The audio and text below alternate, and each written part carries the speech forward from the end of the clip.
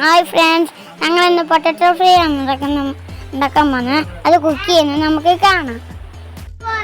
കിഴങ്ങ് വേവിച്ചെടുത്തതിന് ശേഷം മഞ്ഞൾപ്പൊടിയും ഉപ്പും മസാലപ്പൊടി ഇട്ട് മിക്സ് ചെയ്യണം. അത് കഴിഞ്ഞ് ആദ്യം ചെയ്യേണ്ടത് ഗ്യാസ് കത്തിച്ച് ചീനച്ചട്ടി വെക്കുക. അതിലേക്ക് ഇച്ചിരി എണ്ണ ഒഴിക്കണം. അത് കഴിഞ്ഞ് നമ്മൾ മിക്സ് ചെയ്ത് വെച്ചിരിക്കുന്ന കിഴങ്ങ് എണ്ണയിലേക്ക് ഇടുക.